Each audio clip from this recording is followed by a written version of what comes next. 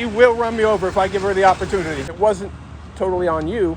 Anytime if I'm wrong or mistaken or off about something, I always want to come back and correct it. Oh, I appreciate that. Thank you. Hey, you got your purse and your taser in plain view and your truck was unlocked right on the side of the road. I've got an update video for you today with some new information that's so stupid it's comical, and very telling of how administration at this agency operates. This update comes out of the Orange City Police Department in Florida, where you've seen plenty of videos from on this channel. And this update relates to this unmarked white Dodge Ram pickup that was being used by Detective Bree Dagley. The initial video will be linked in a pinned comment, so before I show you the new information, we'll have a little recap of what happened initially. But first, let's look at this little gem from Orange City Police Chief Wayne Miller, and keep that brief interaction in mind when watching this video. How come nothing ever happens till a video comes out? That's not true. What? It's not true? How about that Dodge Ram? She has left this unlocked with her purse and her taser in plain view right along the side of the road here. Wow. So police will tell you not to leave valuables in plain view because someone will break the window, right? Don't leave your purse, don't leave even change. They'll tell you don't even leave some pennies in the center console where people can see it because they'll break the window. But here, Detective Dagley of the Orange City Police Department, she's gonna leave her open purse right here, right next to a taser. Who knows what else might be in there? The vest is there, there's a baton, but who knows what other weapons might be in here. With unlocked doors. So if you remember from the initial video, the danger that I pointed out here is there is a free cop-in-a-box kit right here for the taking by anybody that wants it. There's a police issued vest with at least one weapon. The vest has all the police markings on it, other gear attached to it, sitting right here along the road in this unlocked truck. What a massive potential danger that could pose to the public. The wrong person gets their hands on that, and then they encounter you or your family member who thinks they're dealing with a law enforcement officer, when in fact it's just someone who stole a cop's stuff out of their unlocked truck. You've got to be kidding me. You gotta be kidding me. Hey, you got your purse and your taser in plain view and your truck was unlocked right on the side of the road. But 9,000 texts to Taylor. Hey, but seriously, wouldn't you tell people don't leave stuff in plain view, valuables, encourage people to break into their cars? And you're the police right along the side of the road. Your car is unlocked. You've got your purse and a taser right there.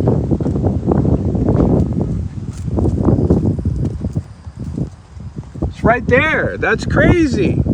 You can't, why you tell people to do that, but then you do it? So people don't do what she does. Not smart. You gotta be smarter than that. Hey, Hoffman. Oh, I gotta get out of the way. She will run me over if I give her the opportunity, 100%. She'll say it's an accident. She doesn't like me. But seriously, I know you're logical. This truck, maybe you can send a message. It was unlocked right here on the passenger side. Her open purse, her taser, right there next to the road. Yeah. So maybe if you can just... I get it. I tried to tell her that. That was the first thing I tried to tell her. She didn't want to hear it from me, but... So I published a video that included the clips that you just saw, but then one day after that video published, Dagley wasn't driving the truck anymore. Not only was she not driving the truck, but it was nowhere to be found. It disappeared for a little bit. When it returned, we see here it's got some new lights in it that it didn't have before. I guess now it's becoming an official unmarked police vehicle. This was kind of just like a leftover old beater that they put her in. So maybe that's where the truck went one day after that video published. Maybe just coincidentally it was time for it to become a police car. It got all growed up. Time for its blue lights. And the timing was just coincidental. Maybe. Maybe not. But definitely not. You see, confidential sources told me that this vehicle has long had a known problem. The doors won't stay locked. They just magically unlock all by themselves. The department, specifically Chief Wayne Miller, was aware of this. Dagley herself had complained about this. But they chose to ignore it, knowing dangerous things would be kept in the vehicle. So immediately following that video coming out, you seeing it, them receiving feedback from you about it, they pulled it to fix it and add some lights in it. How come nothing ever happens till a video comes out? That's not true. What? It's not true? How about that Dodge Ram? Hey, I wanted to, just real quick, I wanted to clarify, right? Because you know I put out that video, and after that I learned, because I found your stuff. I saw your stuff in the car, unlocked car. And I was like, what the hell? That's dangerous as hell, right? And I found out later that it's because there's the department knew there was an issue with the locks and it's not locking. And they weren't fixing it. So it wasn't totally on you. So I want to put that out there too. Anytime if I'm wrong or mistaken or off about something, I always want to come back and correct it. Oh, I appreciate that. Thank you. So it was a known issue by the department. They didn't fix it. And I know as soon as the video went out, they pulled the truck. Didn't they do that sooner? I can't speak for any of that. I know. I do appreciate you coming back now. And Yeah, saying, I mean, what's done is done. I want to be very clear here. I hope she did not mistake this for an apology, as there's nothing to apologize for. I'm simply adding information. Yes, absolutely shame on the chief for allowing this to happen.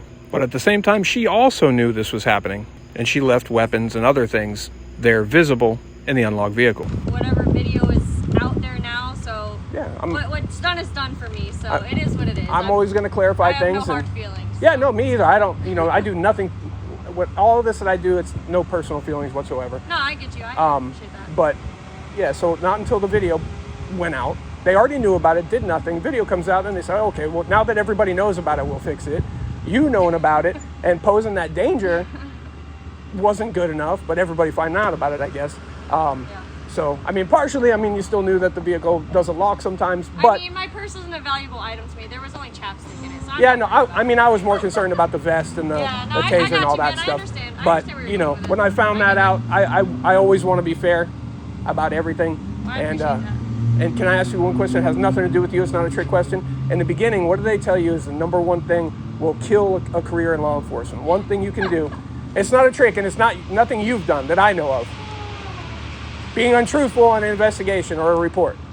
And that's not you. It's because somebody else. I'm not going to confirm or deny that, but I don't want to be involved with any of it. I'm just here to get my paycheck. And there's that blue line shining bright. For one, she's just here to get her paycheck and get the hell out of here. Well, that's comforting to hear.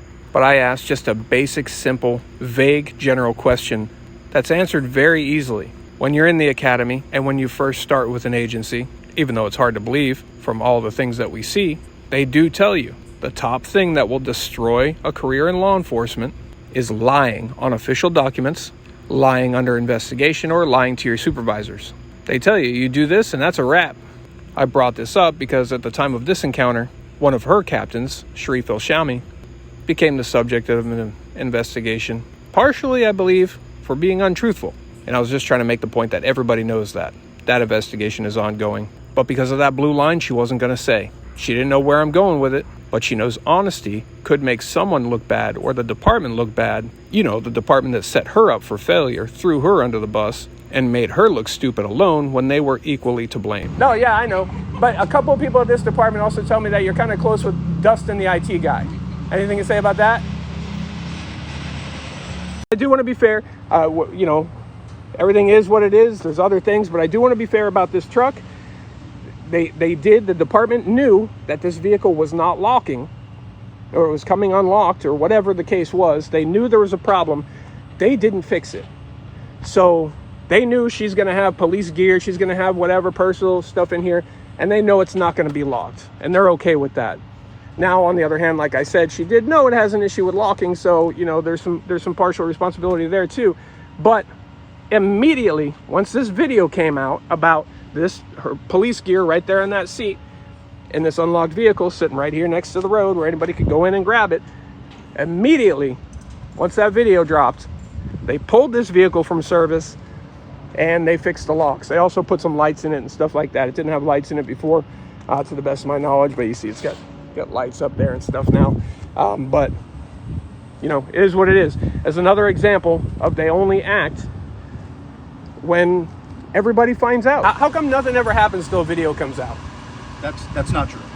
We do have an issue right there, though. That is a Florida statute violation. This is that white Dodge truck. So this is going to be a problem for you, the people, we the people, us peasants. In Florida, this is by statute a violation. You can get pulled. This is probable cause to be pulled over. This is probable cause to receive a traffic citation, because nothing can be blocking any portion of the of the license plate. You see part of the characters are blocked, the state is blocked, this is against statute. And this is super petty, I don't care about this. But the police stop the people for this all the time, and this very vehicle could be used to stop you for the same violation. To try to get in your car, try to get in your pockets, get that ID, run your name, then write you a ticket for the same thing the cop is doing that stopped you. We don't like to see hypocritical policing. Hey, I forgot, do you have 1 second? Can I show you something real fast? Just a second. I just wanted to I forgot, I saw this and I was like, oh, if I run into you, I'll ask you about it. I'm not trying to trick you or anything. It's not set up, I promise you. You know what you got? On this truck right here, I know they put lights in it and stuff now, Yep. but this truck right here, right? Let's pretend this is a citizen's car. Is that probable cause for a traffic stop? If it's obstructing any part of the license plate, typically yes. Yes. And That's just being truthful with you about what I know about. that's why I wanted obstructed to ask plates. you, because I knew you would. Yeah. In my experience with you, you're just going to be real. So if anything is obstructed, like the state, and also from any angle, all of the numerics, all of the letters and numbers have to be visible. And here, that first one could be a U or a J. Yeah, that last yeah. one, you can't even see it from this angle. Could be, depends. Yeah, but yeah, it would have to be obstructed from anything.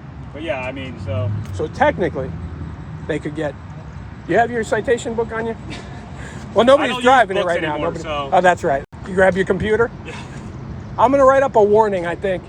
I'll do that, and we'll see if I'll just write up a warning, and we'll go from there. So there you go. So that's confirmed. Statute violation on this Orange City Police vehicle, Dodge Ram. That also had a problem locking, but they didn't do anything about it until you found out about it. So maybe this will be another example of them not fixing anything until a video comes out. Just like that Dodge, just like a while back with their window tint.